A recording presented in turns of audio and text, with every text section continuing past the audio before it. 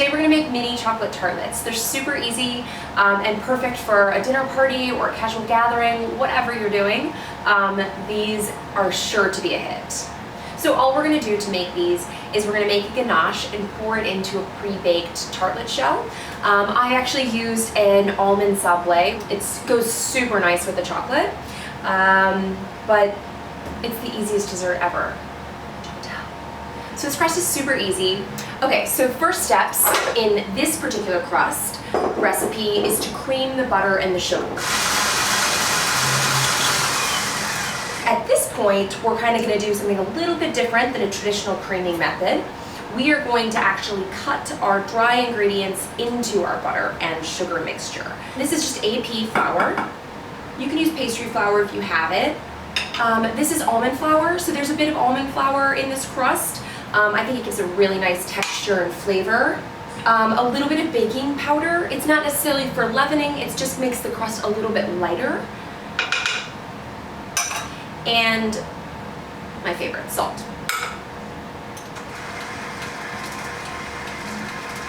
We're gonna beat our eggs and we're gonna add that in, and that will be kind of the wet ingredients here. Boop. And then start that on low and just let that mix in, almost as if it were a wet ingredient. All right, and that's it. So now we need to chill our dough until it's kind of firm and set. It'll be probably at least an hour, it depends on the coldness of your refrigerator. So our dough is chilled and we are ready to roll it out to line our little tartlet shells. All right, so my room is super warm, so I am actually going to just roll it on parchment, which you can do anyways, regardless of the fact that you live in a sauna. Just roll it out gently on your parchment. So I am going to put this and myself in the refrigerator for like maybe 30 minutes, and then we'll check back. Okay, so our dough is chilled. And we are ready to start cutting and then lining our little tart pans. And then I like to use a cutter. You can also just use a knife or something like that. And then place it inside your shell. So I'm gonna go ahead and cut all of them. Cutting it into the circle makes it super easy. And we're just gonna go around and kind of gently place it in the crease and then fold it up. All right, so I'm gonna go ahead and get these in the fridge again.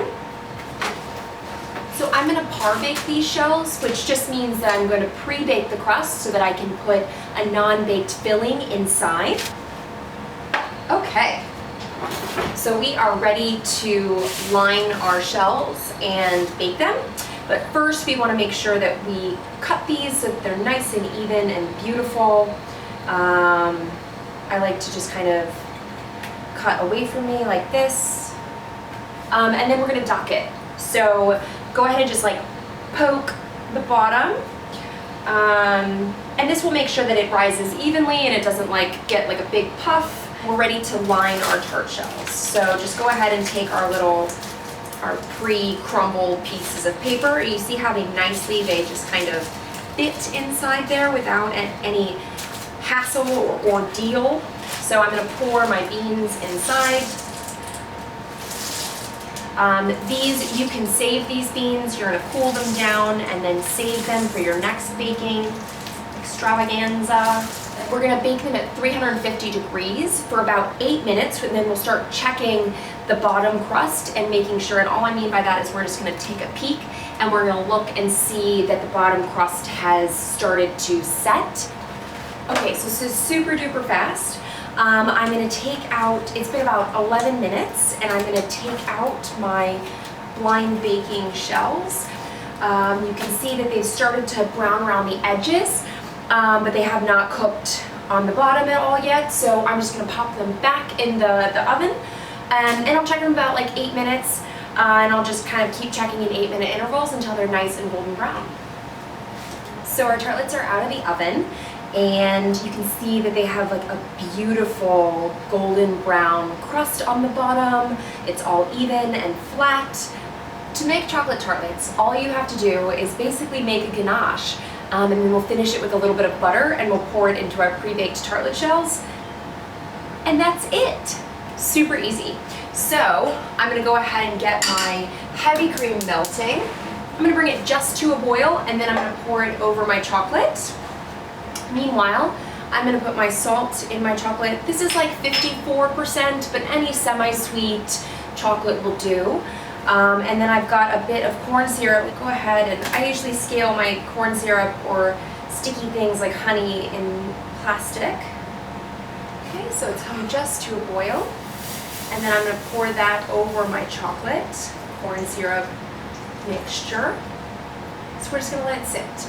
We're gonna let the heat from the heavy cream do all of the hard work so that we just come in later and just emulsify. So I start in the center and then I wait for it to become an emulsion and like it looks glossy and like ganache in the center, and then I slowly work my way out. Right, and then once it's all emulsified and silky and smooth, then we will add our vanilla, whisk that in.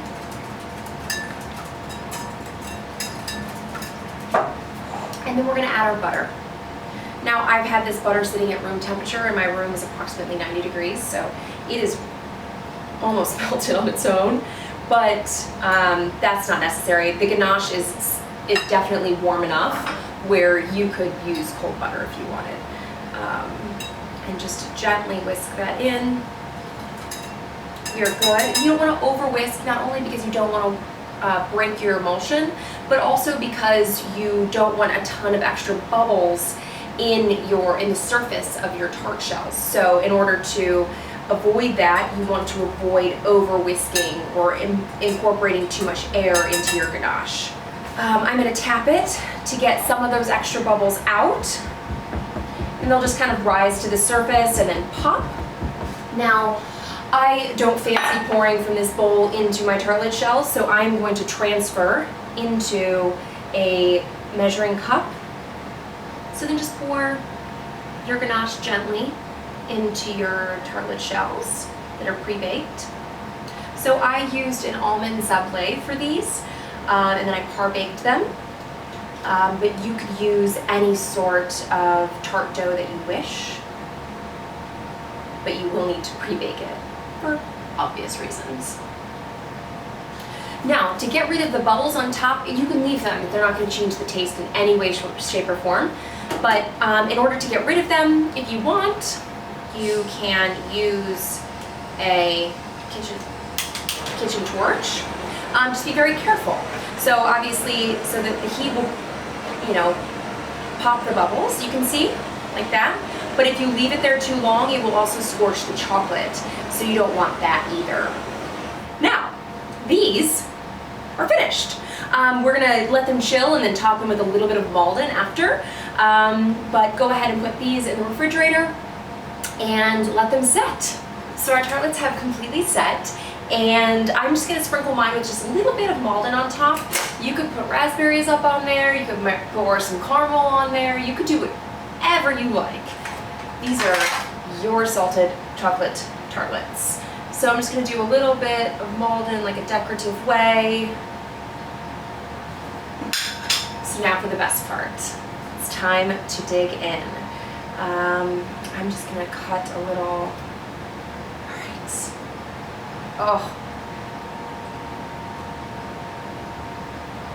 Oh, it's divine. Like a tender almond crust with a smooth, silky, slightly salty ganache on the inside. Oh, it's heaven.